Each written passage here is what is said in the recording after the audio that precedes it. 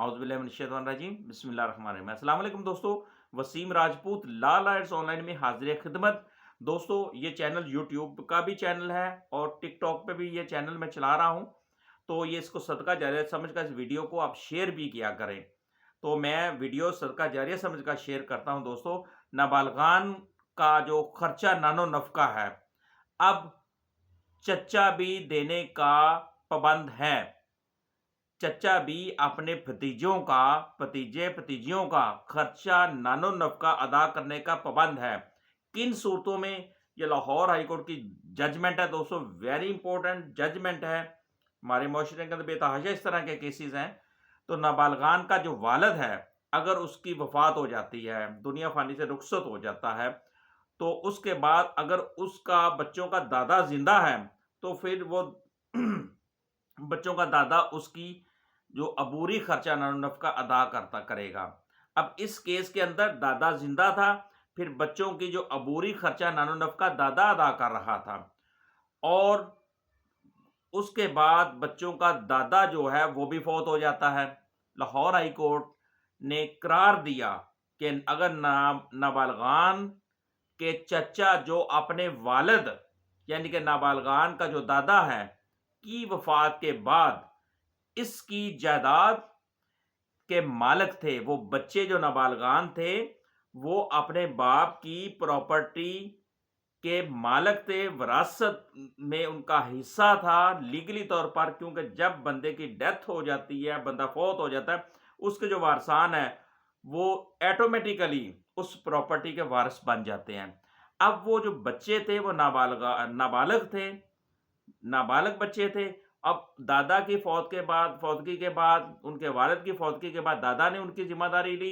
अब दादा भी फौत हो गए, अब जिम्मेदारी चाचा पे होती है, क्योंकि उनकी जो प्रॉपर्टी है वो चाचे के हैंड ओवर हो गई। अब उनकी जो प्रॉपर्टी से जो भी बेनिफिट मिल रहे हैं, प्रॉफिट मिल रहा है, अब चाचा उन नाबालगान भतीजों की 2/3 खर्चा नानो नफका अदा करने का पाबंद है। अगर वो अदा नहीं करता तो वो चाचा के खिलाफ कानूनी कार्रवाई की जा सकती है।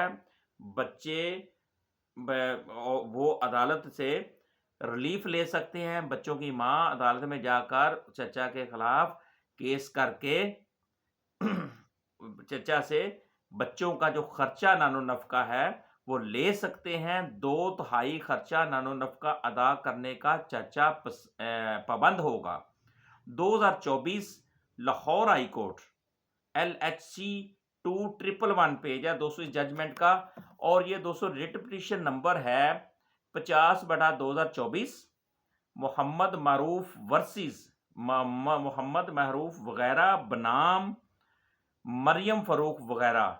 ये दोस्तों फैसले की डेट है जी 22/4/2024। इसमें क्लियर हो गया, अगर इस तरह का सीन बनता है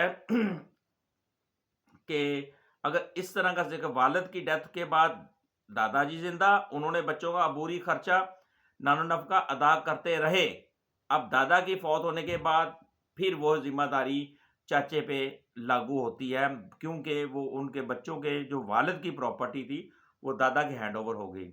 दोस्तों, मुझे अपनी दुआ में याद रखिएगा, जब जैसे जैसे अदालत आलिया की जजमेंट्स आती रहेंगी, कानूनी मालूमात मुझे आती रहेगी, मैं इंशाल्लाह अपने दोस्तों तक, अपने बहन भाइयों तक पहुंचाता रहूँगा।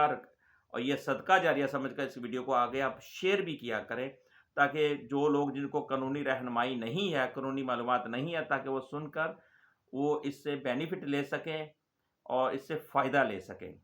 अल्लाह हाफिज़।